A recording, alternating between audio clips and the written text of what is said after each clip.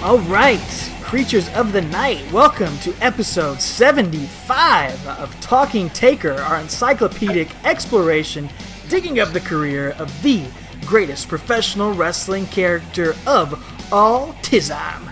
My name is Alex Dorio.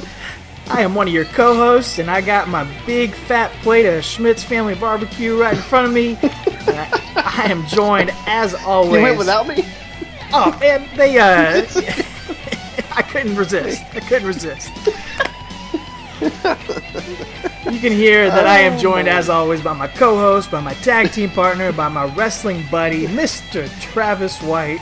And Travis, we call this the encyclopedic exploration of the greatest professional wrestling character of all time, but we are digging way back, taking that time-traveling motorcycle all the way back to 1990, to before The Undertaker was The Undertaker, to the land where the big boys play. Are you ready for this, sir? Did you hear the adjective there? Play. Thank you. Sorry, I had to rib on Kevin Nash there. I was hoping you would do that. I was setting you up. That's why we're friends. Exactly. Oh man, yeah, we're doing something here we honestly didn't think we would do when we started this. You know, we were going to focus on the dead man, but you know what? It makes sense. We're about to enter into the invasion storyline on our actual, on episode 76, I guess, next week. We're in between, the pre-invasion and the invasion, so what a better time than to go back to WCW, dig up the old carcass of Mean Mark here, the carcass of this career of Mean Mark and his, whatever else he was. We'll talk about that in just a minute, and let's just go from there and see how it plays out. And we're going to break down Great American Bash 1990 in the United States title match against Lex the Flex Luger. That's right. Looking ripped.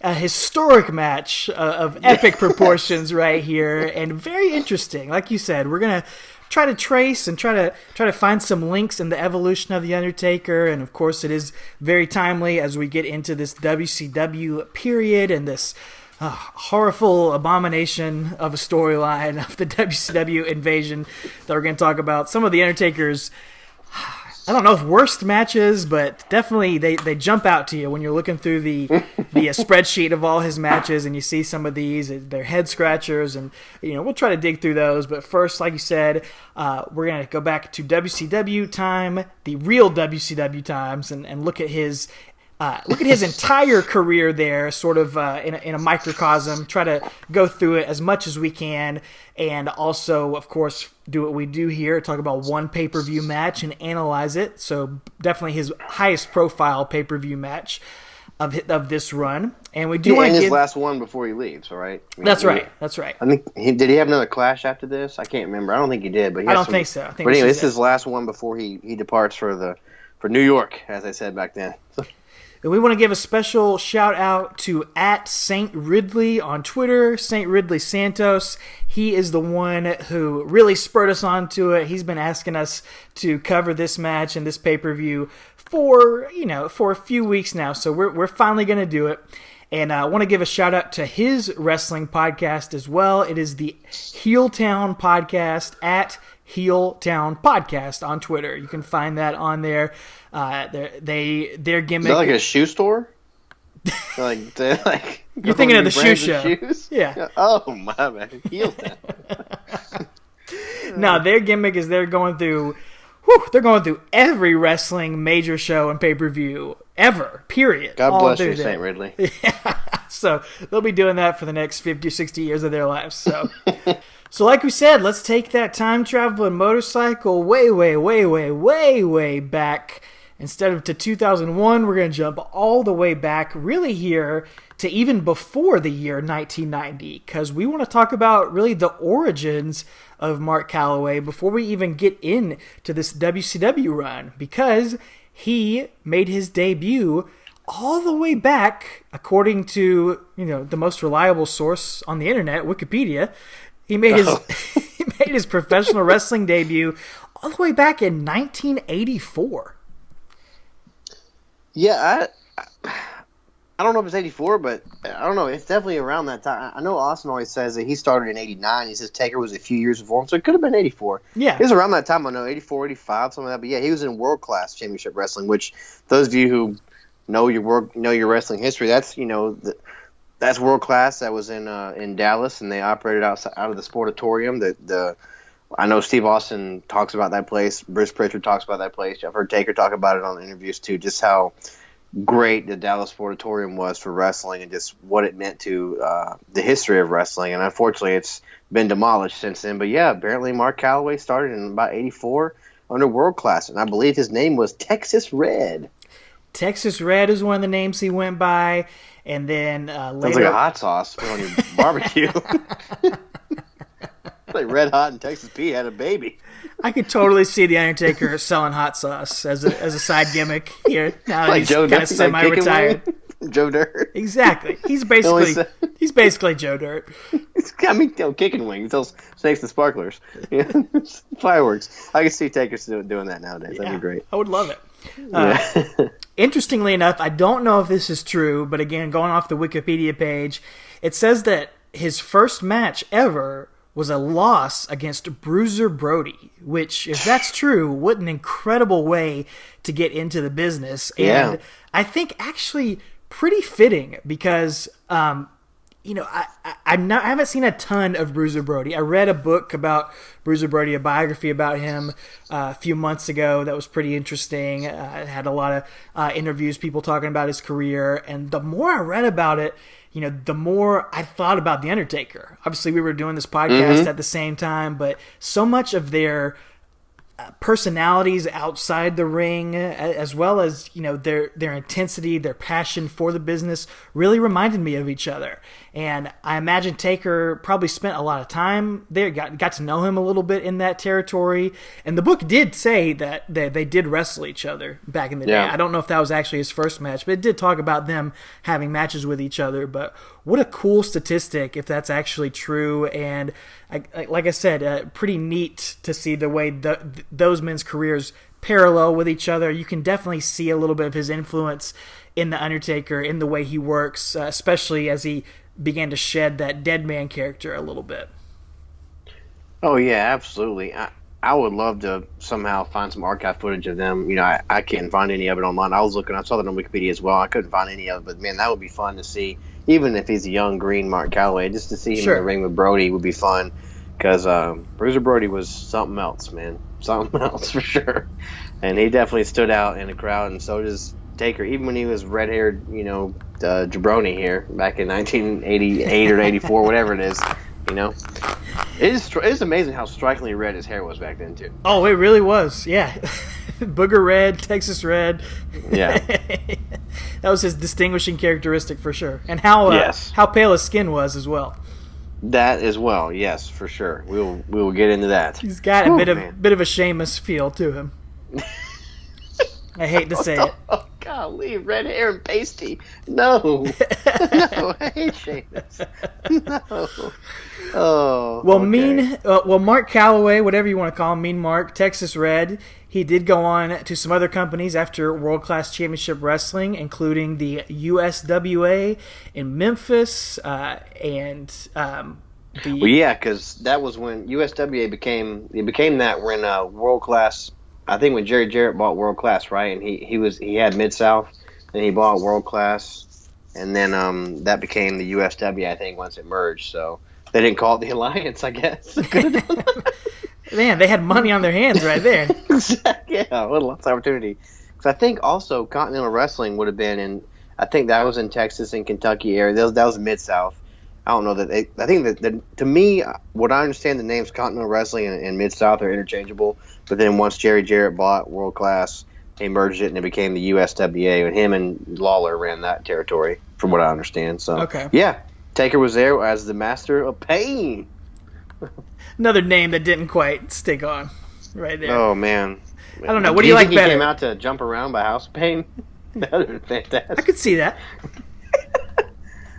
What do I like better, Texas Red or Master of Pain? Yeah. I gotta take Texas Red, honestly. Take Texas Red, okay. Over that or Master of Pain. Master of Pain sounds too gimmicky. I don't know. Yeah, they both sound super 80s or even 70s, honestly. Oh, yeah. If I have to pick, I'll pick Texas Red. He would also go on later to be known just as the Punisher as well. So another I'll take name. that one now. Yeah, but probably couldn't get away with that one. Marvel's copyright lawyers would come after you, I imagine. Yeah. So, yeah, he also the Punisher, and then while he's there in USWA, he tags with the Soul Taker, which is, as we know, we've come to know. Let's see, we've seen him on this podcast as what? Papa Shango, Kama, the Supreme Fighting Machine, Kama Mustafa, the Godfather, and the Good Father. The Good Father as well. We've gone through all of these. WWF Hall of Famer, Charles Wright, the Soul Taker. So yeah, it's interesting going through this history of Mark Callaway before he became the Undertaker, just how many people he crossed paths with early on that he would continue to cross paths with throughout his career. And, of course, Charles Wright, the Godfather, whatever you want to call him and Undertaker have been boys for a long time, part of that Bone Street crew. As we've come to know, their backstage clique or posse. Not the clique, not that clique, but the other clique. The Undertaker's clique. Yeah, that's right. So we actually talked about that a little bit on one of our earlier episodes, and you can find some footage of this on YouTube as well. You can find quite a bit of Mark Callaway before he was in the WWF on YouTube, that glorious tool that it is, a lot of these rare things, and it is really fun to go look at, to see his looks, just to, like you said, skinny, pale guy with a big red mullet, big, tall, 6'9". They bill him at about 329 pounds. I don't know, man. He looks smaller. Looks than that, a little thin. Yeah, definitely eating like some 280 or something. Probably eating potatoes like Austin was. That's right, man. canned tuna. Well, he was working for Jerry Jarrett, so he would probably eat chicken salad. He wasn't making any money. So in 1989, Mark Callaway finally hit the big leagues and joined up with World Championship Wrestling for the first time, according to Wikipedia again. He changed his name to become Mean Mark, and that was apparently given to him by none other than the hardcore legend himself, Terry Funk. Gave him that moniker, which, I don't know, man. Mean Mark might be the worst out of all of these monikers. And as I'm watching this Great American Bash, everyone's name is like Mean Mark, Sweet Stan, Beautiful Bobby. It's all like, such a Southern wrestling thing. I don't know. It's a alliteration. You know, you got to have the same first name, adjective, or adjective as you do your first name. You know, Sweet Stan, Mean Mark, Beautiful Bobby. It's just like, come on, man. How juvenile is that?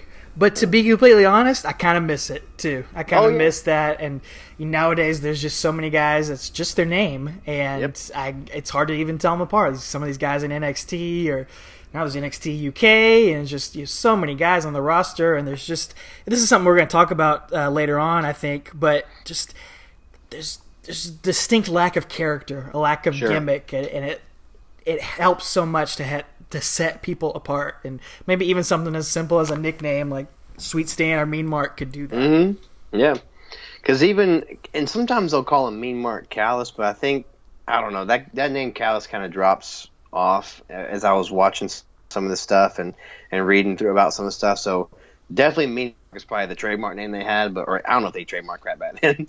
But Mark Callis, sometimes he was called that, but yeah, Mean Mark is the one that sticks, and that's the one that's on the as we break down this actual match at Great American Bash, that's the one that comes up on the screen. So just Mean Mark. So, well, before we talk about this WCW run, he's there for close to a year, or almost a year, around a year.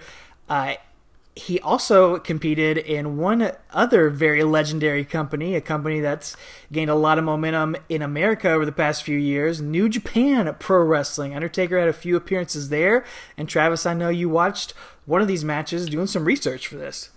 Oh, brother, I did. So this match, I was just astounded that he I know I've heard him talk about going to Japan. In fact, in that On It thing, I think he mentioned it to those guys at Schmidt Fan Barbecue that he went to, going to Japan and stuff. He mentions it in a couple. I saw some WCW promos on YouTube. He talks about just getting back from Japan or something. So while he was with WCW, he was going over there and doing some stuff. Because they had a good working relationship. That it got even better once Eric Bischoff took over as executive producer or whatever. But that's right. Yeah.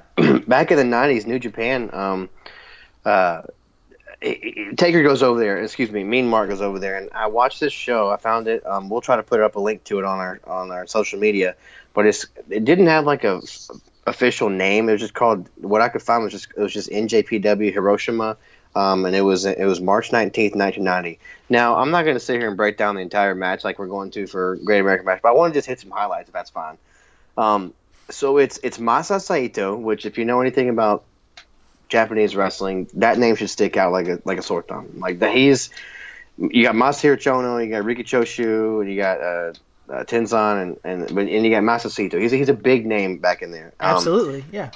And at this point, I think he was 48 or like 53 years old. So he was he was up there, and his tag team partner, and they're the IWGP World Tag title holders, and it's Shinya Hashimoto, who was a huge star in the early 90s. Yeah. So this is really funny here because Hashimoto, I think, is about 24, 25. So you got the old guy and the young guy, and their tag team, which is pretty cool. It'd be like a Pete Dunne and a John Cena tag team. You know what I'm saying? Like it'd be something like that. Seriously. Like, yeah, no, you're right. Yeah. Or like a Taker and I don't know. Who's a young guy from the roster? Finn Balor. Taker and Chad Gable. Yeah, sure, that too. Yeah, you got that. So it's really neat. But they're tag teaming against. Now I want to see John Cena and Pete Dunne versus Undertaker and Chad Gable. That's WrestleMania 35, baby. I'm here for it. Dude. Oh my God, 30 minutes of that. Yeah, all day, baby. It'd be sick. Oh my God. You only got to work half the time because you're tag team. You could wrestle for years that way. It's genius. Well, you do want to see this match too because you got Masa Saito and Hashimoto, and they're tag teaming against Big Scott Hall and Mean Mark Callis, who's actually, his name is Punisher Dice Morgan. That's the best name out of any of them right there. PDM, man. Oh Punisher Dice Morgan. I don't know if this is a one-off. I know he wrestled in Japan as Dice Morgan. Anyway, Dice Morgan is Taker. So as I talk about him, that's who Undertaker is here. But that sounds like the greatest 80s movies villain that never was. Doesn't it? Punisher Dice Morgan. Yeah, and Big Scott Hall. But man, Scott Hall, if you guys have never seen Scott Hall back in this era, he is jacked to the gills. He looks like an adult film star. He's got a Tom Selleck mustache, cowboy haircut. I mean, he's looking right, dude. And then you got this skinny, kind of gangly, tall, skinny, pale, red-haired Punisher Dice Morgan. It's very strange to see because this is while Taker is in WCW, but just a couple months later, if we're going to cover Great American Bash, he's actually put on some like muscle mass, and he's a little more svelte, whatever the word is.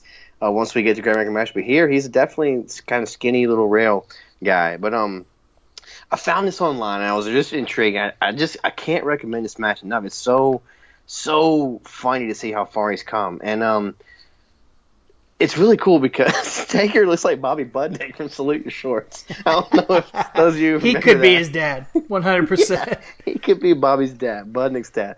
But they come out and they do like New Japan. Even back then, it was more of a sport feel. They do the American the Star Spangled Banner plays, and then they have the flags, and they have the Japanese national anthem, whatever it's called. I don't know. And then they play that, and they have the flags. Big hands. It's very much a sports Olympic type feel.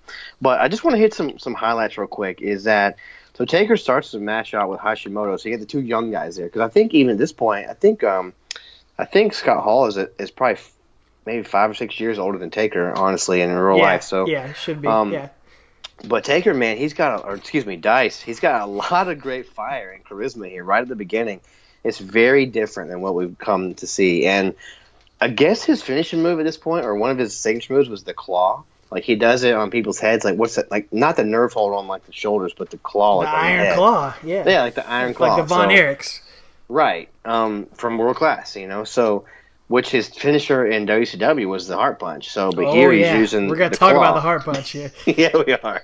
But he tries this like 400 times in this match, dude. Like it's just like you can tell he's kind of green, man. He's just going for the same moves over and over again. Yeah. But he gets it a few times. We got some nice double team moves here. I would like to see Scott Hall and Taker tag team because Taker does a drop toe hold and then Hall comes off the ropes and does a leg drop on Hashimoto, I believe it is. They do the Rockers double drop kick. What? Yes, both of them get up in the air and do a double drop kick. They also do a double big boot where they kind of like put their arms around each other and bounce them off the ropes, and both hit the big boot up. Man, they are working like a true tag team here. It's hilarious.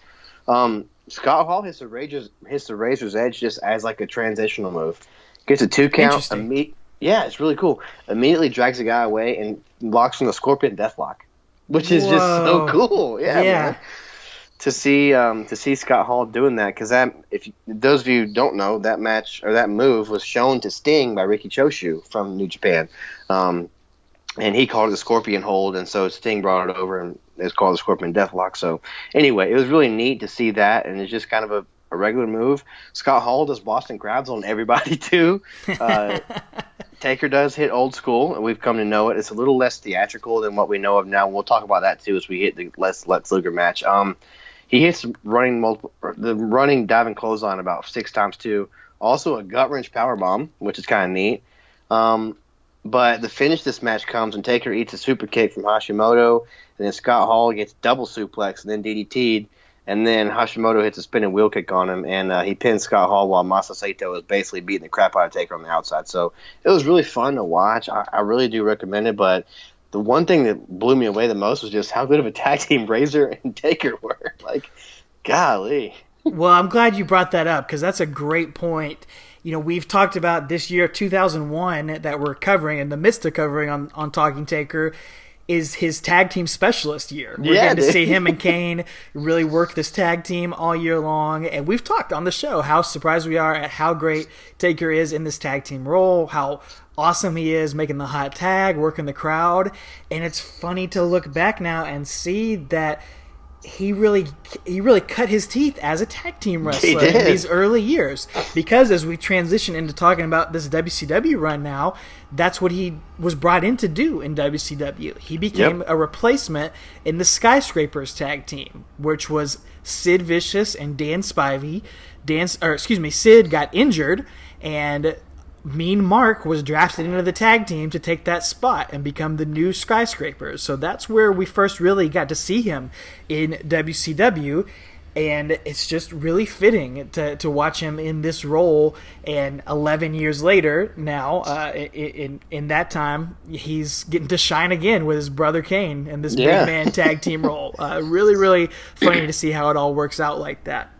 It really is funny, man. You don't think about him being a tag team wrestler, but he definitely was. And he competed at a couple Clash of the Champions and some pay-per-views as a tag team here. And then a funny thing happens to his tag team, because he changes partners fairly quickly. He loses Dan Spivey because I guess he gets a case of the Lars Sullivan, and he walks. That's those of you who pay attention to the real life. Apparently, Dan Spivey just wasn't happy. I don't know, was with his spot or what was going on, but he leaves before one of the matches, and they bring in a replacement for the replacement, I guess. And Mean Mark is going to tag with the masked Skyscraper, who is actually Mike Enos. Mike Enos, also Blake Beverly and the Beverly Brothers in the WWF. But yeah, the Mauler Mike Enos in WCW, who would go on to have a very similar look to Mean Mark would have, and the same nickname. Apparently, they're both mean. Yeah, exactly. So, fitting tag team. But that would be the end of the Skyscrapers run. Pretty much after that. I did watch a couple things. I watched a little bit of the This Is My Yard DVD from 2000, where Undertaker talked briefly about this WCW run. He talks about Dan Spivey basically being unsatisfied with his spot in WCW and a little bit paranoid about people trying to take his spot, so he just kind of dipped out and ran out all of a sudden. And Teddy Long, who was the manager of the Skyscrapers, I watched a little bit of a shoot interview with him, and he basically kind of confirmed that Dan Spivey just didn't show up all of a sudden and kind of left Undertaker hanging. So that's why they had to scramble for that. But maybe that's why Mean Mark got a little bit of a push here, because they kind of saw he got kind of screwed over there, but they saw a lot of potential in him. So he's going to start to get a strong little singles run for the brief time he was there. A lot of big squash matches on TV. He's, like I said, he's paired with Teddy Long as his manager, which is interesting considering the history they're going to have on SmackDown. You're going to go one-on-one with The Undertaker. But then he is perhaps most famously going to get paired with another manager, a man by the name of Paul E. Dangerously, which, again, considering the history that they're going to have with each other many years later, is pretty interesting how it all works out. Isn't that funny? Which I think I just mentioned on last week's episode, right? Judgment Day, how Paul Heyman said, he was with Taker and Austin, he had managed both of them early on in their careers. And, well, what do you know? Coincidence, here we are talking about it here. It's just kind of funny how that worked out. So, yeah, how weird, man. Teddy Long and Paul Lee both managed Taker back in the day. It's just so funny. Wrestling is a funny business, dude, and just thinking about strange, you talking about Scott Hall and Mean Mark or Punisher Dice working together. That's just one of those things that, when you're a kid watching wrestling, I wonder if it's like this for kids nowadays, but when I was a kid and I saw Razor Ramon for the first time, I thought that was all he ever did. I thought this was this new guy coming in. And Ted DiBiase, I thought, oh, he's just $1 million man. And it wasn't until years later that I realized, oh, that was the end of Ted DiBiase's career. He wrestled 20 years before that. Well, maybe not 20, but like 15 or so before that. And Scott Hall wrestled for 10 years before that. And Undertaker wrestled for 5 or 6 years before he was The Undertaker. And I wonder if kids nowadays know that, like, Kevin Owens wrestled for 10 years before he was Kevin Owens. Or Finn Balor wrestled for 10 years before he was Finn Balor. And so many of these guys had that. Maybe it's easier for them because they have YouTube and because there's less kayfabe too. I mean, those guys talk about their histories, but it's just still now sometimes I don't realize how far deep back some guys' careers go. It's just, I don't know. Oh, yeah, it is crazy, man. Yeah, you're right. When you're a little kid and you're seeing this for the first time, you think, oh, this is all he's ever done, like, or this is his first match or whatever. He's never been anybody else. But then I guess where it really started to realize that wasn't the case may have been when Foley started doing his 3 Faces of Foley in like 97, 98. That's kind of where it kind of hit me like, oh, these guys have had a life before this character or whatever, But it is weird to go back, especially when they're as iconic as Undertaker. It's weird to go back and see him like we're about to talk about. And even Steve Austin, to go back and watch him as Stunning Steve or the Ringmaster even, golly, that's trash compared to Stone Cold. The Rock, watching him as Flex Kavana or anything, Isaac Yankem. It's strange to see these guys, what they become. So. Well, it just goes to show you, I mentioned this a little bit earlier, but just how important it is to have a character, And we've talked about this many, many times on this show, how talented Mark Callaway the man is. And, we see his athleticism, and there's just something special about him. Because we've seen some gimmicks come and go, we've seen some big guys come and go, but none of them have the staying power and the longevity that Mark Callaway, that The Undertaker has. But, watching this match, watching some of this other footage, he reminds you, Mean Mark does, of so many guys, in my opinion. I don't know if you felt the same way, but I saw, like, some Braun Strowman in him. I saw some, I hate to say it, but, he kind of reminded me of, like, Baron Corbin, at this point in his career. Just the greenness of him, just the, just the way that he works, just some of the raw talent in there. But had he just been Mean Mark forever, we wouldn't be doing this podcast. Exactly. It was the fact that he was given this great gimmick and character. That was a huge part of it. Not everyone could have played that character. Right. It just happened that this guy that had all these intangibles was also given this incredible character to help push him up to this next level. And that's the deeper point that I'm trying to make, is that there could be another guy like this. You could maybe turn a Braun Strowman or a Baron Corbin or even a Sheamus, into something bigger if the WWE would give these guys something more to work with and think outside the box a little bit more. So, I don't know. What do you think about that? Well, I agree wholeheartedly. And sometimes they do get that, and then they just wind up flubbing it, like Bray Wyatt. That's true too. We mentioned before we started talking and recording here, like, does anybody out there remember that he's a former world champion that beat John Cena and AJ Styles on the same night? Nobody remembers that. It's a flash in the pan. But his character was the closest to anything Undertaker like. And honestly, I think he should have beat Taker at WrestleMania 31. I think he should have had his second loss in a row, 2 years in a row. I think Bray Wyatt should have beat Taker at that point because already, the streak was over. What does it matter at this point? So I think he should have beat Taker right there and then just would have went skyrocketed. I really do think so, man. But, you're right. Bray Wyatt's the only other character we've gotten in the last 5 years that has been an actual character they could compare to The Undertaker. Because God knows Lord Tensai wasn't cutting it. Or the Funkadactyl or Funkasaurus, seriously.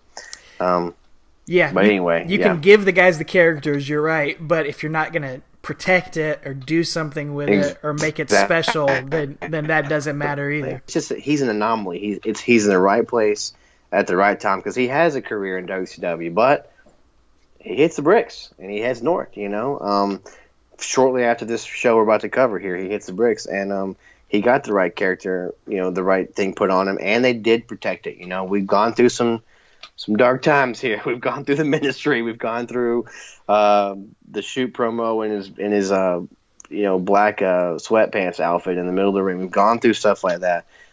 This whole biker taker could have flopped. You peel that whole character back and you turn it on its head, and honestly, you and I have gone on record saying we weren't huge fans of this era. However, now that we're revisiting, it's pretty freaking fun. So, it is, yeah. But anyway, so he's an anomaly. Mark Callaway is that he got this and it's still going. It's 2019. He's not done yet. So yeah, at the end of the day, I think that's the truth at the heart of all of this is that he really is something special. At the end of the day, he is maybe the most unique case in the history of professional wrestling. Mm-hmm. Mm-hmm. I wanted to ask you, though, what do you think, had Mean Mark decided to stick around in WCW, let's just kind of brainstorm here, what do you think his ceiling might have been in WCW? Had he never gotten that Undertaker character? Had he just stuck around at this? Because, in my opinion, I don't know if it would have been that high, because, especially at this time, I don't think WCW really focused or gave that big, strong push to guys like Mean Mark. They were focused on Ric Flair and Lex Luger and Sting. Not always the biggest, tallest, big man company. I mean, that was WWF, was the big man territory. Right. I mean, you had guys like Sid, who would end up getting a pretty significant push, but I mean, that was really not even until after he went to WWF, then he came back. And then, interestingly enough, we've got Vader coming in on this pay-per-view that we're going to talk about, so he would get that big push, but I don't know. But he's big in a different way, though. Right. He's a fat guy, Yeah.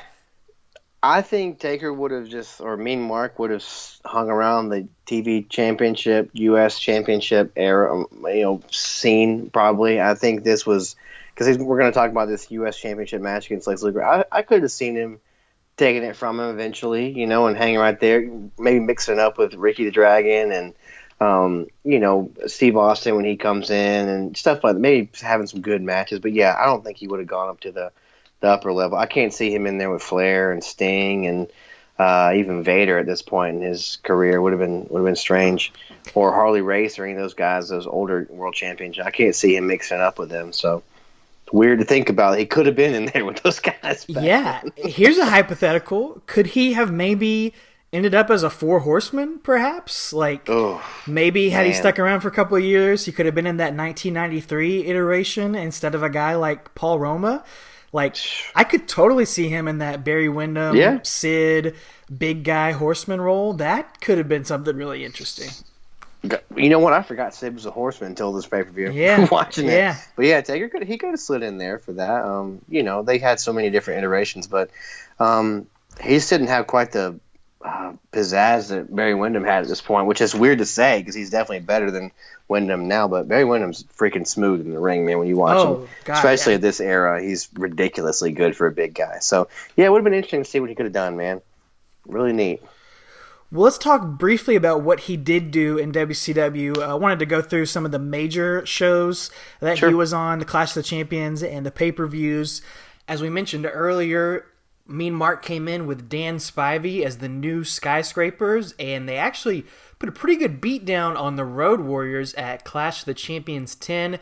Texas Shootout, it kind of went to a no contest, but the Skyscrapers put a heck of a beating on the Road Warriors and leave them laying, which was a huge deal, man. You didn't see the Road Warriors usually sell like that for anybody back then.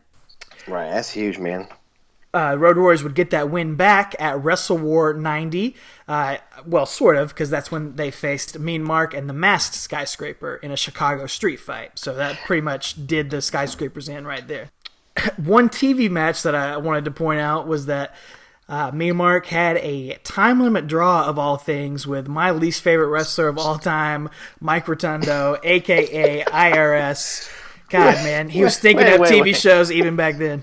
Is Mike Rotundo your least favorite, or is IRS the character your least favorite? I mean... Is he just tainted Captain Mike Rotundo and you can't even watch any of his matches either? Yes, unfortunately, I can't watch any Captain Mike matches. Oh, my. What a shame. So it's not just the IRS. It's permeated the entire being of Mike Rotundo. Yes. Okay.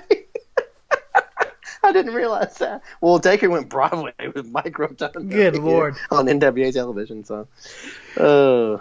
He would go on to face Johnny Ace, of all people, at Capital Combat on May 19th, 1990. And if you're... What a show. Thinking of, remind him what that show is, Travis. That's the one with RoboCop, baby. RoboCop comes to help his tag team partner Sting, or his friend Sting.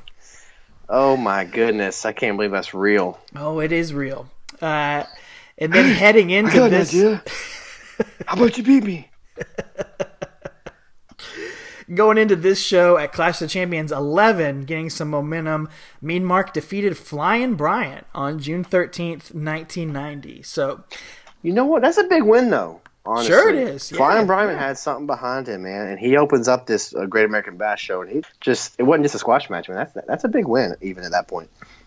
Absolutely. So he was definitely getting some momentum, getting a push, and getting a pretty dang big match on this card. Great American Bash 1990, one of the major pay-per-views, because there weren't a lot of pay-per-views in this time period. So to get on a pay-per-view at all, and then to be in the secondary title match, the U.S. title was a huge deal back then. The U.S. champion was often the number one contender to the world title back in those days in WCW. So for Mean Mark to get that title shot, and as we'll talk about here, to go on third from the top on this pay-per-view, a very, very big spot, which I don't think I always realized. I kind of thought he just was sort of like a jobber, or just like a really lower card guy, but obviously not, man. He's getting a huge opportunity here on this show. Yeah, I was blown away at the placement on this card or where this match is, because it's this match, and then there's a tag team title match, and then there's the world title match between Sting and Ric Flair, one of the most iconic matches of all time. Oh, such a great match. Right here, yeah, and it's just this pay-per-view, I'm going to encourage all of you creatures of the night to go out there and watch this show. I know we're talking WWF here and in our normal timeline, but go back and watch this, man. It's a classic show. A classic show. I did watch one quick thing before the show. I didn't go back and see all the TV, and as we've talked about in the early days of this podcast, there's not as much storyline to build up here. Right. It's just kind of two guys are pushed, and they go over some jobbers and get some momentum, and then they face each other and cut promos on each other beforehand. But I did find on YouTube, and we'll try to post a link to this, from the June 30th, 1990 WCW TV episode, Mean Mark has a squash match and cuts a promo before the match. Well, really, his manager, Paul E. Dangerously, cuts a promo for Mean Mark, and they're talking about this matchup with Lex Luger. Paul E. talks about how the announcers have been saying for weeks that Lex Luger should be afraid of Mean Mark's size and his athletic prowess, but Paul E. says they're all wrong. They should be afraid because he's mean. You got a problem because this is mean. Right. A guy so mean that when he was 13 years old, he pushed his wheelchair-bound grandmother right down the stairs. That he spent 4 years in a juvenile home. That he's criminally insane. That he has no remorse. That he has no guilt. that he likes to end careers, that he likes to take food off of your family's supper table. 7 days from today, you become a former U.S. heavyweight wrestling champion. Well, that is just mean. That is. That's just mean, straight up. Mark. If I had a word to describe that man, I would say mean. That's it. That is just callous and mean. So, golly. And that's Push your it, man. grandma down the stairs I like mean- it's Home Alone. Does he do that in Home Alone? I don't know. It sounds like a Home Alone thing. The guy's falling down the stairs. That is true. You're right. I mean, dude, he's pushing people downstairs. He's lighting his house on fire. He's burning his brother. Man, that's crazy. So, I want to see some vignettes of that. pushing his grandma Pushing the downstairs. stunt granny down the stairs. That'd be great. That'd be great. Well, Lex Luger also cut a promo the next week on WCW TV. It was, it was a Lex Luger promo. Was his thumb out when his finger was pointing as well? Yeah, it's drawing in the air. Oh, you know what? When Shivani brings it up on his podcast, I always notice. You gotta that he see had it. his- I always noticed that he had his thumb out when he was giving promos. He's pointing. He can't point without his thumb being out too. So, oh, it's hilarious. We talked about Lex Luger briefly on our Survivor Series 1993 episode as these two guys teamed with each other to take on the Foreign Fanatics. But Travis, what's your overall feelings on Lex Luger generally? I guess around this time period in this WCW era. Man, nobody had a body like this guy. I mean that straightly platonic way. Nobody's got a body like this guy. He's just like an Adonis, man. He's just cut out of granite. He just looks fantastic. He looks like, the second coming of Hulk Hogan, basically. You know what I'm saying? Yeah. Like, he just looks, that's what Vince tried to make him with the Lex Express and stuff. Like $1 million bucks, man. Yeah, he looks great, and he definitely, golly, he can't really go that well in the ring, but neither could Hulk Hogan, so it doesn't matter all the time, People didn't watch WrestleMania 3 to see a 5-star match. They watched WrestleMania 3 to see Hogan and Andre, my point being is that it doesn't matter if you can go sometimes in the ring. Not everyone's a Dean Malenko, but there's a time and a place for that. But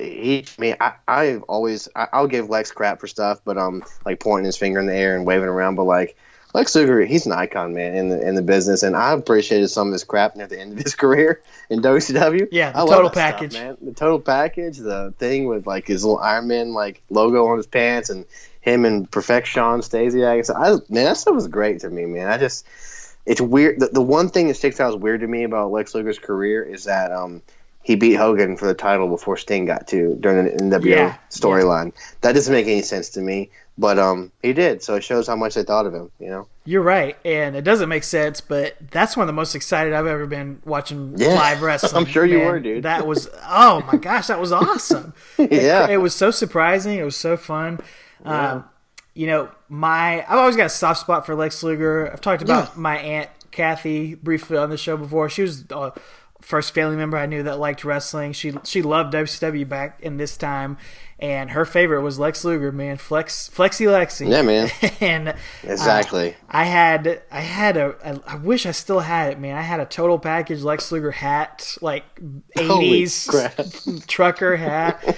I don't know whatever happened to it, but I had that growing up, and I had 3 WCW The Gloob action figures, like that don't move, like no joints or anything, just rubber. They're like the old LJN WWF ones.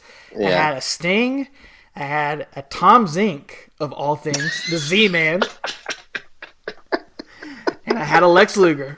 I don't know where they came from. Why I had those guys. Lex Luger, man. He could do the torture rack. His arms were in the right spot to do the torture rack. I tell you what, man. The 2 moves I've been put in more in my life than any other moves by my brother were the Lion Tamer and the torture rack. That move is great, dude. Why does no one do the torture rack, dude? I know. That's one of the best finishers ever. Baron Corbin should do it. Let's say that. Let's do it. I'm for it, man. Can you imagine Braun doing that? Braun Strowman doing that instead of a power slam? I thought you were going to say Brock, torture rack. but either one of those guys. No, he's good. Yeah. Yeah, you're right. But man, that'd be great. What an underrated move. It really is. Bobby Lashley could do it. I could see that. Yeah, it'd be great, man. I don't know why these guys don't do it. They probably use it as like a transition move nowadays, but whatever. It feels a finisher, and we're gonna see it in this match, and it meant a lot. So, it did, anyway. And it got the crowd on their feet. But we'll get to that here in a second. But let's do it, man. Let's talk about Great American Bash 1990 from Baltimore, Maryland.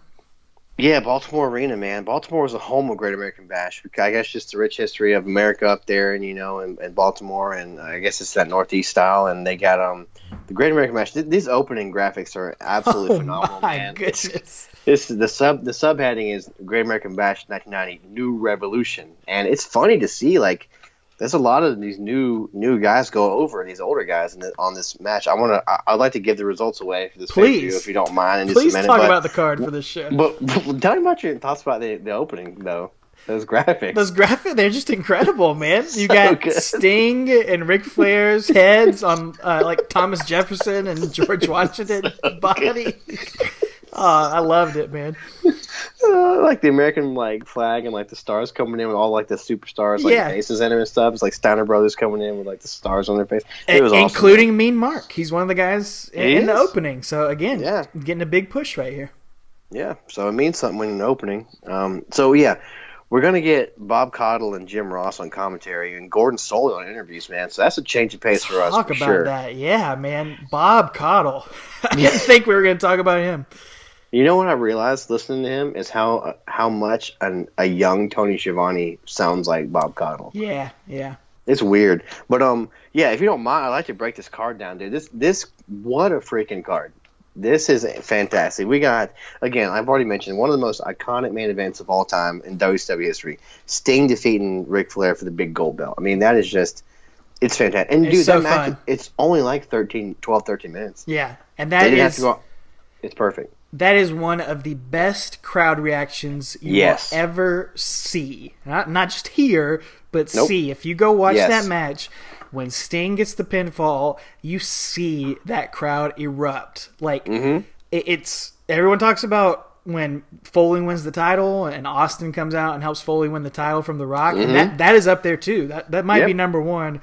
This is 1A, man. This crowd, that and Flair beating Vader from Starrcade 93. You see the crowd just everyone gets up on their feet and just goes nuts. It's awesome to watch.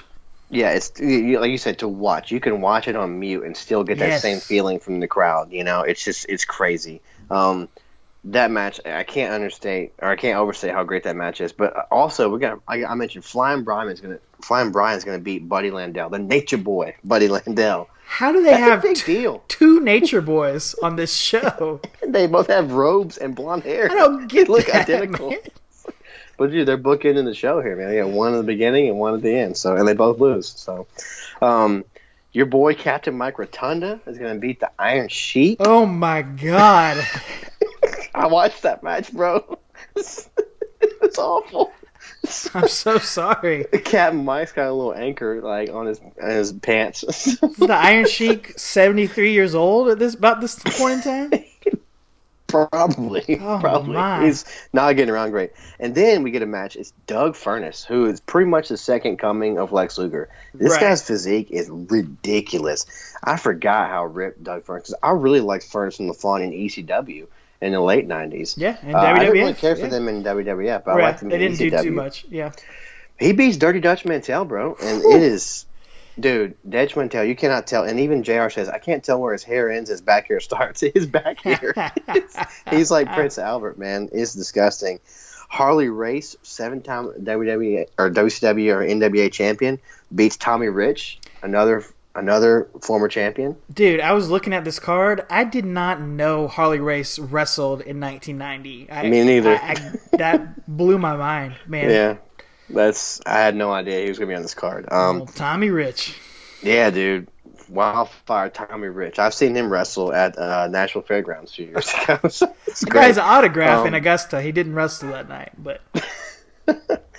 We got Beautiful Bobby and Sweet Stan over the Southern Boys, Scott Armstrong and Tracy Smothers, in the match of the night. I mean, I believe as far you want to watch five-star tag team match, watch this match. I encourage any wrestler that wants to be a wrestler to watch this tag team match. It's a freaking clinic. Also, watch it with 1990 goggles on because it does not age well. The Southern boys come out in their gray Confederate like jackets, and they have a giant Confederate flag on their pants. And put yourself in 1990. It was different times. Okay, sure. Definitely wouldn't fly. But this match would be up there with any NXT takeover right now. I swear to you, it is ridiculous how good it is. We also get a North American debut of Big Van Vader, man. Did you watch this part when you watched this? No, I You've seen it before, I know. Yeah, I've seen it before. I didn't have a chance to watch the whole show, but I heard him talking about it, putting it over on commentary. It's funny to hear that too. It's weird to see him without his like little mask. He has like just a full head mask. It's strange. I forgot that he debuted with that. It's like a full head black mask. He comes out with his Mastodon helmet on and everything. It's just such a sight to see, man. Again, go back and watch that. We talked about him on Talking Taker. You know, his matches with Taker. But he goes over your action figure, Tom Zink here.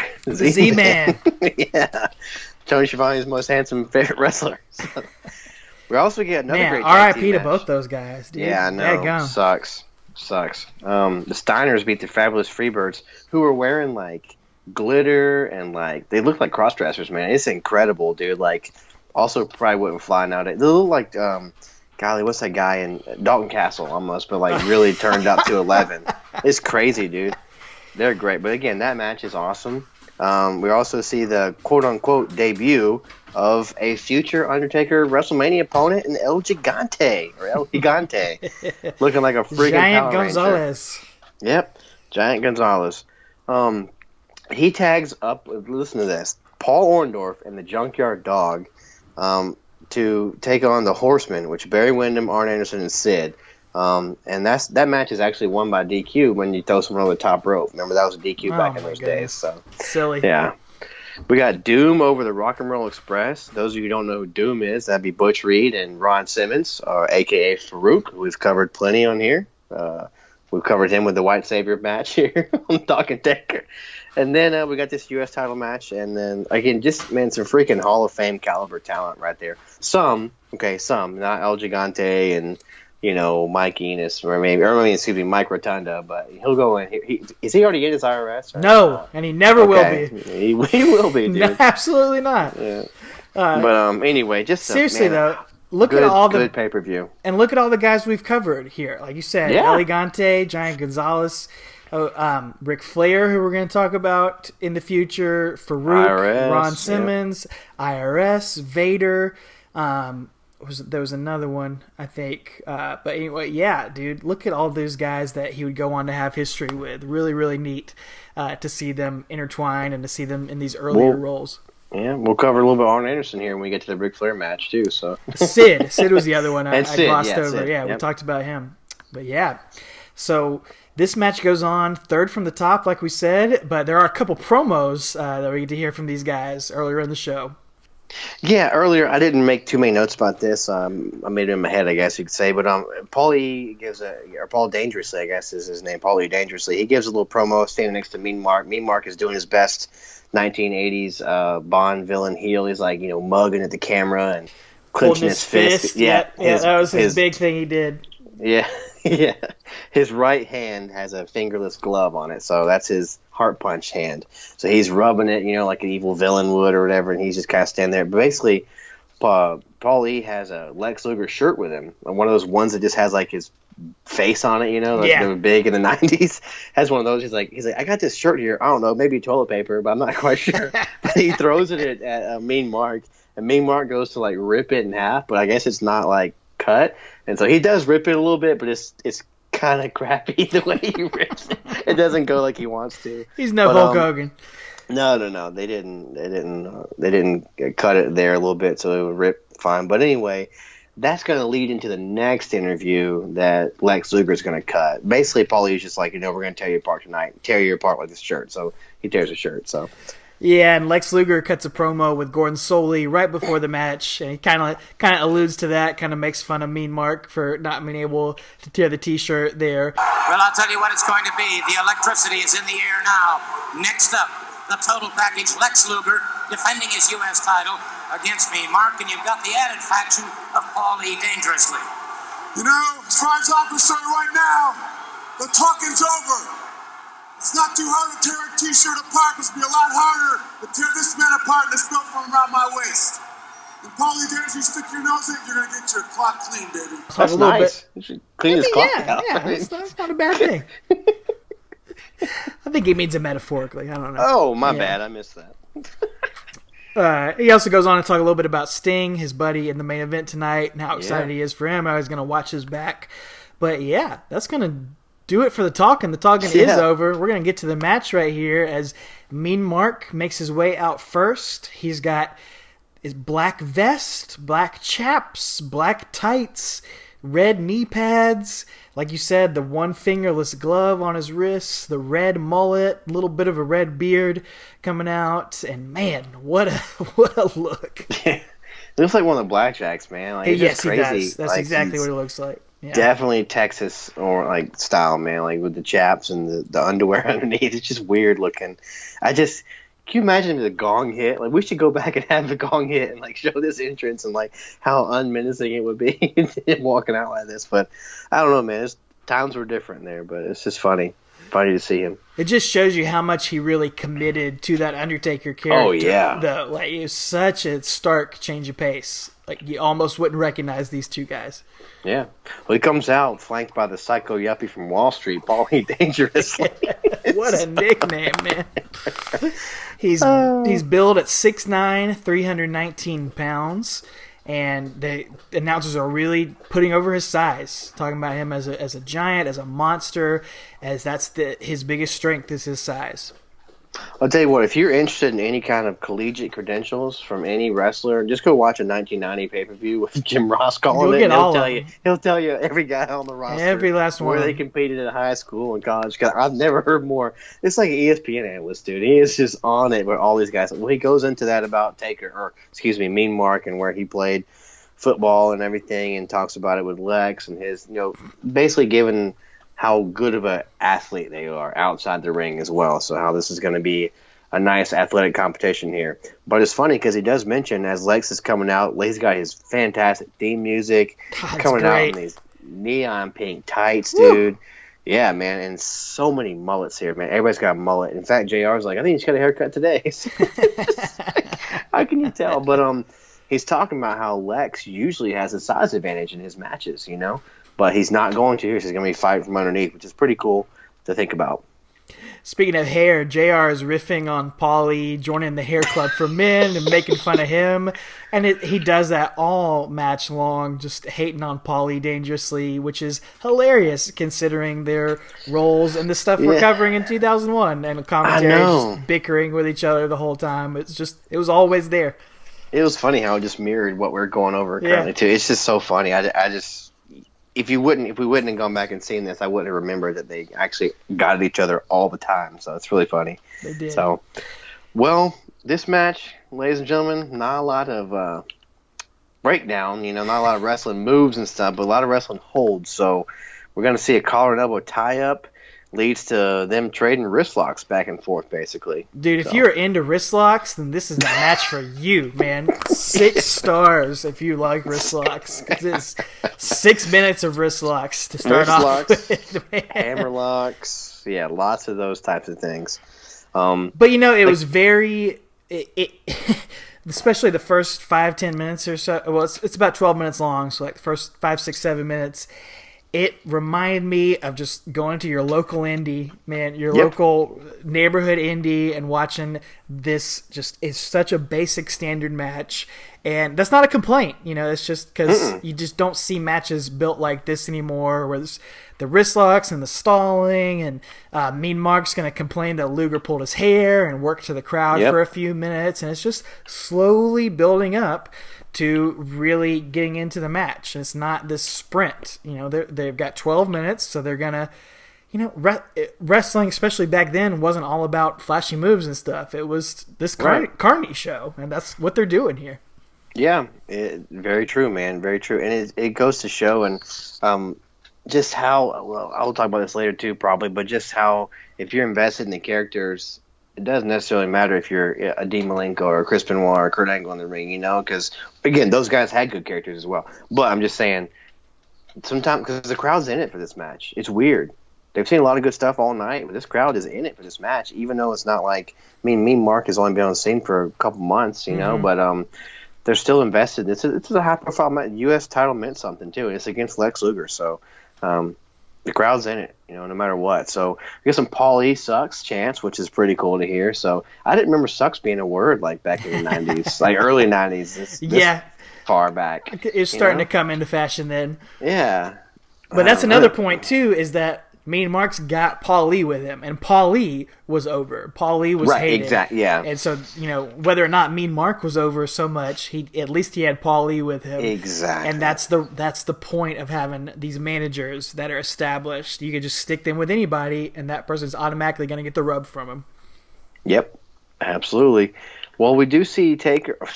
Golly, Mean Mark. I'm so used to 74 weeks of saying Taker. It's all right. Well, 75. Yeah, we see Mean Mark do what is it, he pulls him down by his leg or sweep, something. sort of. Yeah, like goes some kind down. of strange leg sweep, and then so he's starting that back then too. And then Bob Caudle tells us, Would it tell you something about Mean Mark if I were to tell you that his favorite pet was a snake? I can believe that, Bob. I think I can believe that. So thanks a lot, Bob. It just makes him even more mean. Exactly. Stealing Jake's gimmick, though. Yeah. You see lots of hammer locks and wrist locks, and Mean Mark's using the ropes to escape, which is a heel move. You're supposed to do that to escape a headlock or a wrist lock, whatever. You're supposed to use the ropes if you're a heel to escape, because that's the coward's way out. That's something I wanted to point out, man, because they actually bring that up in the match where Mean Mark gets it's ugly looking, but he gets an armbar on the ground. And JR and Caudle on commentary say that Luger is close to the ropes, but he's not going to go for. They don't think he'll go for him because he has too much pride to break the submission that way. Isn't that cool? Dude, growing up watching wrestling in this time period, I forgot how big a deal that was. Nowadays, everyone, that's just standard practice as you go for the ropes as a submission, whether you're a heel or a babyface. But that used to be a heel move. To get out of a submission was to use the ropes. That used to be the cheap way out. And that's just not the case anymore. And I kind of miss that. Oh, yeah, me too. Faces would never try to break a submission through the ropes. They would just power out of it. Right. Superman just Cena out of it and get out. So yep. I don't know when that started, but I don't know. Yeah, It used to be that heels were the only ones that would break a pinfall with a foot on the ropes or something too. Like instead of kicking out, you always see the face actually kick out at 2.9. But now you see faces do that. I guess it adds drama still now, but I don't know. It made it more. It was more of a heel face dynamic back then too. Now things are kind of shades of gray, but anyway. It's really cool, and also Bob Caudle echoes something that I think the internet wrestling community has been saying for years, and that's that he says, Jim Cornette and Paul Lee are two of the best managers to ever do it. And I was just like, dude, he's right. Throw them and Heenan up there. Yeah. Throw them and Heenan. Yeah, and this is a young Paul Lee, man. I mean, he's probably, 23 years old? He's early 20s, yeah, for sure. Early 20s. I mean, it's just crazy how young he was in the business. Plus, his hair looks as bad as it does. But like you mentioned earlier, man. Speaking of hair, Mean Mark gets that hair pull. He feigns that hair pull. He tells the ref that his hair got pulled, which is just a classic spot, man. It's just you just don't see it anymore either. Yeah, and the crowd's like, no, he didn't. Like they're telling the referee's looking to the crowd like, did he pull his hair? And the crowd's like, no. And it's funny, man, and it's fun to watch this stuff. Paul E is so upset about that hair pulling that he gets on his cell phone, man. His giant cell phone he's got out there, and he's made a phone call to Murray, complaining that whoever Murray is, that Luger keeps pulling his Mark's hair. He's pulling hair, Murray. I just call him Sesame Street. I call him Murray from Sesame Street. But JR seems to think it's Murray Povich. He's pulling hair, Murray. He's talking to Murray. I don't know what he wants Murray to do about it. Is that Murray Povich watching at home with Connie Chung? He's like, is that Murray Povich watching at home with Connie Chung? Which is a very dated reference. Very dated. And very wrong. And yeah, not Murray. Not Murray Povich. It's Murray. But to follow this phone call up, we're going to get lots more wrist locks, arm locks, hammer locks. We get an Irish whip, and there's a little miscommunication at this point. Yeah. I think. Mean Mark's still green, man. He's still a little bit sloppy in this match. You'll notice it a few times. There's a little bit of miscommunication in these spots where they're both running the ropes with each other. It happens a couple times, but Mean Mark finally takes over here. The heel takes over with a leapfrog over Luger and then gets a big boot, a move we've seen him use many times, but not the leapfrog so much. It was cool to see him hit that. And then he's going to start using that gloved right hand to just nail Luger with these punches and really start to wear him down as the announcers speculate that glove might be loaded. There could be something in it, which, again, man, this match is just full of these old wrestling cliches that you don't see anymore. That's another one right there. Yeah, JR's like, did the ref check his glove before the match? Because he should have checked it. It could have been loaded. So it's funny, man. I guess the last person we saw use a loaded anything or would have been like the power of the punch, man, right? With Regal.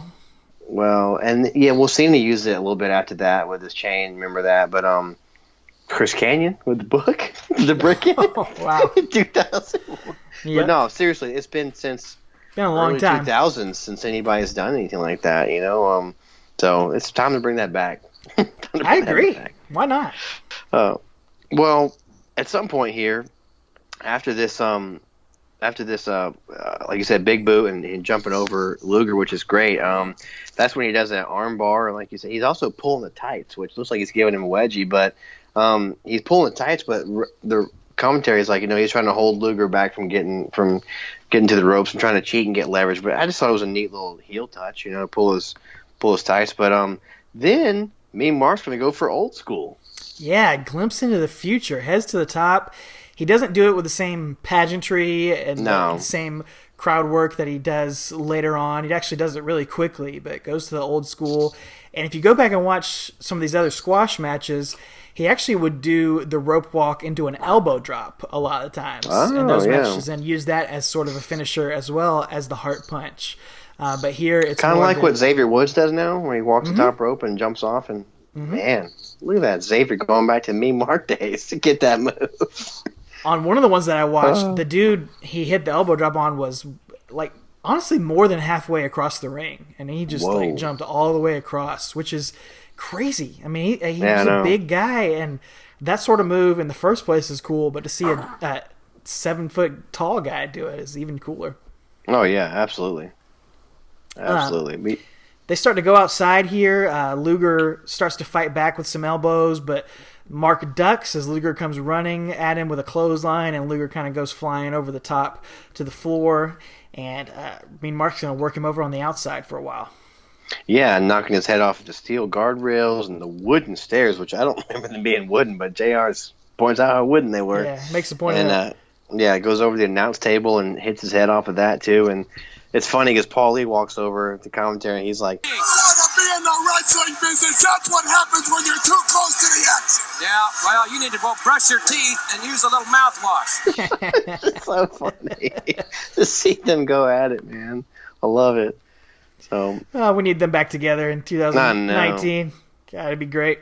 I love them on NXT TakeOver, man. It'd be great. Oh, that would be amazing. Yeah, absolutely. Or, I don't know, Monday Night Raw. I don't care. Any of it. Let them have like a primetime wrestling show where they're just in the studio, just like Gorilla and Heenan. If anybody could pull it off, it'd be those two. It'd be guys. those two, yeah. These guys are going to head back into the ring here as Luger's actually going to get a quick near fall here with a sunset flip for a 2 count. Yeah. And Mean Mark's just going to take over again, and they're going to start trading punches with each other as the announcers are really starting to put over this heart punch. Man, this devastating finisher of Mean Mark's. Just, add it to the list. Another classic thing that doesn't you don't see the heart punch anymore. But it's from that time when wrestling was about, it was a work. You didn't have to do a finisher where you actually hurt the other person or where there's actually any danger. Like, of course, a guy punching somebody in the chest is not going to kill him, but there was the whole mystique of it and the way that people sold it and the way they put it over. The same with the Iron Claw. No, it doesn't hurt at all to do that, but the way that it's sold and the way that it's done tells a story. You don't have to do a flipping, flying, vertical backbreaker off the top rope or some of the stuff they were doing on that NXT UK show. I saw some clips of, it's dangerous, like straight up. Like, I know it's fun, I know it's a show, and I know they do it well, but it's dangerous, and it doesn't always have to be. Sometimes you can just do a heart punch. And that's what wrestling used to be. Is you just it wasn't really trying to hurt somebody. Yeah, how much longer is your career going to be if you just punch someone in the heart rather than doing a flippity-doo dive off the top rope and absolutely botch it, Yeah. So, yeah, but I'll get off my get off my soapbox here. Sorry. Oh, get out my yard. Exactly. So, they get back in the ring, and me and Mark's going to go for a vertical suplex. Actually, it's a wrestling move here. And a vertical suplex, and Luger just Hogan's it, man. No-sells it, hops right up. And that gets this Maryland crowd up off the feet too, man. Like, they love that because they know what's coming. He's going to have his babyface shine here. He's firing back. Clothesline. Then he's going to get him up in the torture rack. Get Mean Mark up in the torture rack. And that the crowd knows this is the end right here in torture rack. No one's going to get out of this. So, pretty cool to see them. Yeah. Mean Mark's a lot bigger and likes to get him up like that. It was always awesome when he got the big guys up. What was it? He got like Roadblock up or... Giant. Get the Giant up. Yeah, It was always awesome. And he struggled a little bit to get Mean Mark up. Nash up too. Yeah. It took him a couple tries, but he gets him up. But unfortunately, Luger's going to swing Mean Mark around, and Mean Mark kicks the ref in the face as he's in the torture rack to send the ref out cold. And that's going to give Paulie Dangerously a chance to hop in the ring and nail Luger in the ribs with the enormous cell phone. Zach Morris phone, dude. That thing was so great. Wait a second.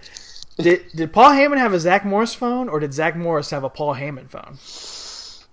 I don't know. Who had it first? The timeline. Yeah, the timeline. That's the real question. I don't know. I'm not sure. They're both about the same time. Yeah. I don't know, man. So anyway, that's a great question, age-old question. Which came first, Morris or Heyman? Two legends. Yeah, two legends of our sport. Anyway, he's gonna hit him with that, and. The fans are going to think that's going to be it. The heel's going to go over here, and Dangerously is going to go revive the ref as Mark kind of drapes his arm over Luger. Gets this really slow 2 count, but the crowd's into it. It's 1, 2. Luger kicks out, and they're like, they just erupt, man. It's just cool to see. They're hanging on to this match. It's fun. Mean Mark's going to get up and try to hit it. I mean, it's an ugly-looking clothesline.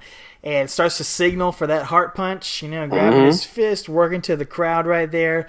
But Luger gets a boot up as Mark's going for it, and then quickly turns around, nails Paulie, clotheslines Mean Mark, and gets the 3 to a enormous reaction from the crowd to retain the United States Championship here in about 12 minutes 12 minutes, 10 seconds, I think it was. Yeah, it's just, and this, he had hit about 7 clotheslines earlier in the match, but this one, he gets the big boot, boom, punch Heyman, turn around, clothesline, cover, 1, 2, 3. It's out of nowhere. But I want to say this, man. As I watched a lot of this card, I watched almost every match on this the other day, or throughout a couple days. This finish comes out of nowhere, but a lot of the finishes on this entire show did as well. Look at the main event. How that ends. It's so quick. There's a lot of matches on the show that are just roll up, schoolboy, stuff like that. I think only 2 matches ended with an actual wrestling move as a finisher, and they were both belly to bellies. It was 3 matches because Vader does his big splash. But other than that, there was 11 matches on the show. 8 of them end in some kind of schoolboy or roll up or something, which is just funny. Yeah, because now put it on nowadays. Boo, boo, boo. But back then, it was like, man, this finish just came out of nowhere. It gave it a sense of urgency and sense of realism. And I remember specifically pointing that out early on in Talking Taker, talking about how some of those eliminations during that very first Survivor Series match were just quick, right. Came out of nowhere, So it's very interesting to see the evolution of wrestling in general and how the finishes have evolved too. So absolutely, man. And this match, it's nothing special. It's pretty generic. It's pretty basic. It's funny that you can kind of see Lex Luger carrying Mark Callaway through this match in a lot of ways. Oh, yeah. He's leading the way. But it was fun. And you just talked about the old school nature of it. If you weren't a fan of wrestling during this time, I could see where you would definitely think this was terrible or this was lame or this was stupid. But to get an appreciation of this older time, to get an understanding of where the business has come, of where Mark Callaway, The Undertaker, Mean Mark came from, I think this really is an important match to go see. Any of this footage, if you want to go watch any of this WCW footage, even for just a few minutes on YouTube or something, just to look at the evolution of this guy, of this character who would become so legendary, and to see so many elements of that being put in place in these formative years. It's pivotal. Oh yeah, absolutely, man. I can't put it over enough. You definitely got to see how far he's come and just where he's come from, and it's just really neat to see, and it's really neat to go back and just see all this stuff, man. I just can't put it over enough. And like I said, this match itself isn't a 5-star classic, but it's wrestling. It's carny wrestling at its best, man, and it's good stuff. And it's a future opponent of his too, and Lex Luger. Well, I guess tag team partner in that match we covered already, and just to see again how many other guys he'd intertwine with in his career that we've already covered, some that we will cover. We're actually on the show as well, so pretty neat, man. Pretty neat. Thanks for the suggestion, St. Ridley. Yeah. Before we head out, I do want to talk real briefly about the end of his run in WCW and go over just a couple of these final matches he had from the history of WWF.com, which you can find out there. Great resource. It's also got plenty of NWA and other wrestling federations in there. But a couple of real interesting things here in these final days. He ended up facing off against the man they call Sting in some of his final matches in WCW, which is funny, man. Was always the dream match for so many years. The Undertaker versus Sting. It's one of the great missed opportunities. It was rumored for WrestleMania for so many years after WCW folded, but we never got it. But a few lucky select people, maybe about 5,000 or 6,000 people over these 3 different occasions got to see these guys in action against each other.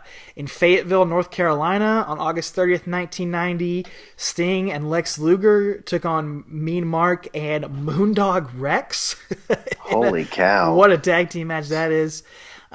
In Greensboro, North Carolina, Sting pinned Mean Mark, who was subbing for Barry Windham, apparently, in their only recorded singles match that I could find any record of.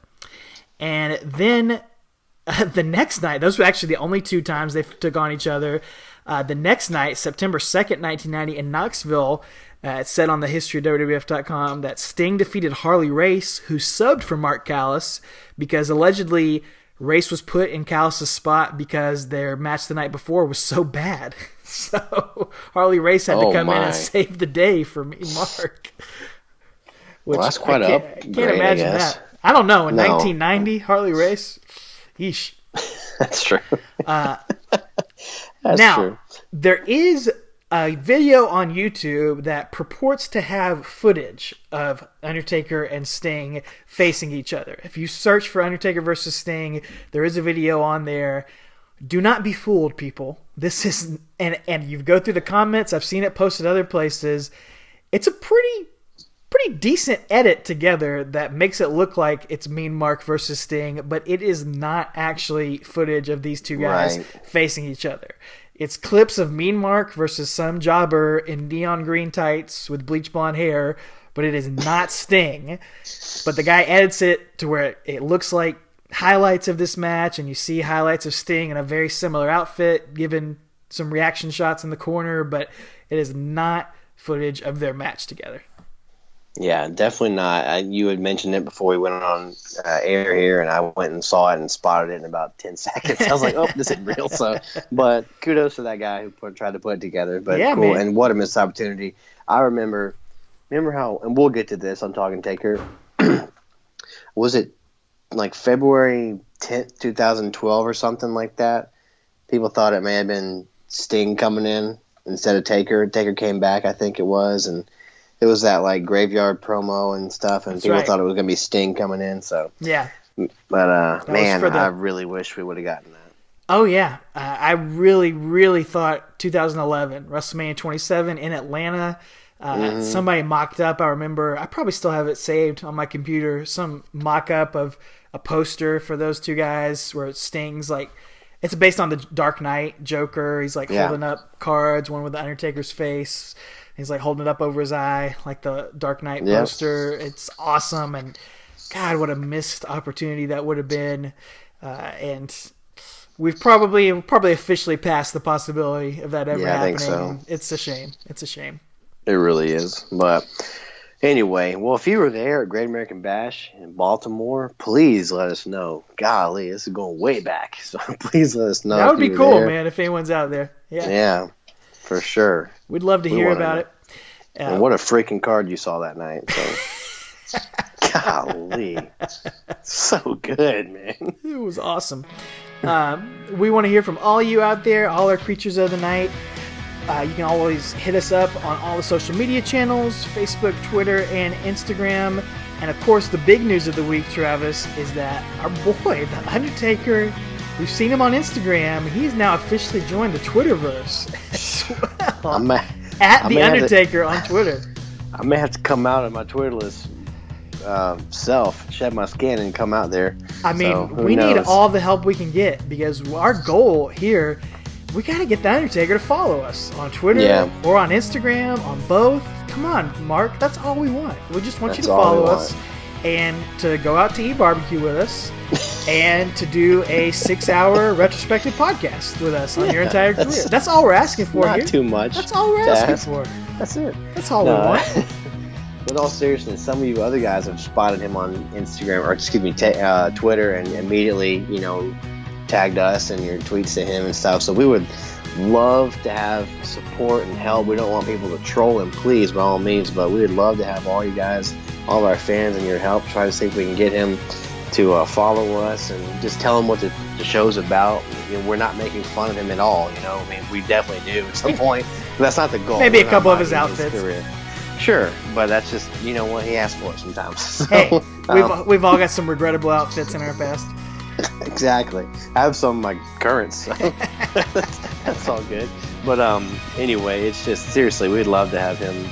That'd really put us over the moon. That's a dream. That's the dream. Yeah, absolutely. So this is only episode 75, so maybe by the time we get to the end of his career, if he ever finishes wrestling, we'll get him to follow us. So. And the barbecue is on us, my friend. Oh, absolutely. Absolutely. It's only a 17-hour drive for me, so I'll be there, though. Worth it. 34 and a half hours. You hop in the sidecar and take the motorcycle. Head on down there. I could get a motorcycle license just for that. So. Well, we're going to keep rolling on to the last ride next week as we head back into the timeline of the show here as we hit the WCW Invasion pay-per-view and ECW. The Alliance begins and forms. We're going to cover all of that. It's going to definitely be a jam-packed show. Buckle in. Clear out your Friday next week. We're going to have a lot to talk about. Not only that, it is the entire Stalker storyline and all those videos we're going to cover. Oh my goodness, as DDP comes into play, into the picture, and we talk about The Undertaker's role in the inaugural Brawl, the main event of that Invasion pay-per-view. Woo-wee. What a mess. We still got the bring your wife to work festivities going on in the corporate office, so a lot to cover. It's going to be an oversized episode, just telling you guys right now, because we got about 10 weeks of build-up, because he skips, there's no Magic King of the Ring, that's why we're skipping it, but we're actually going to cover it in this episode. But a lot to cover, so get your headphones ready, block out about 13 hours Friday night to listen to it. We'll try to bring to you. We'll try to condense it as much as we can. Yeah, but there's so much to talk about. And we appreciate you guys listening, no matter how long it is or how short it is. Let us know what you thought of this WCW episode. A little bit of a diversion from us, from what we originally envisioned the show to be, but I had fun with it. I hope you did, Travis. I think we both did. Me too. We may do some more fun little diversions like this, talking about other elements of The Undertaker. Got some ideas, but let us know what you thought of this one. If you want us to do more than just talk about these pay-per-view matches, let us know. You know where to reach us. And let us know if you like that New Japan match as well. So it's fun stuff. Go check it out. So anyway, other than that, ladies and gentlemen, take her easy. Let me tell you something. You know I've been in Japan for the last month, and while I was over there, I've come up with something real special. A formula. A formula. And what are you, some kind of a scientist, some kind of mathematician, some kind of a brain surgeon? Is that what you are, me, Mark? I'm a professional wrestler, Terry Funk. Yes, nothing more, nothing less. What's your formula? The formula is MM plus HP equals WC. Equals WC. Can you figure it out, Terry Funk? Mean Mark? That's the start, and the end is World's Championship, but what's the HP? HP. Come on, Terry Funk. You're a smart man. Figure it out. HP.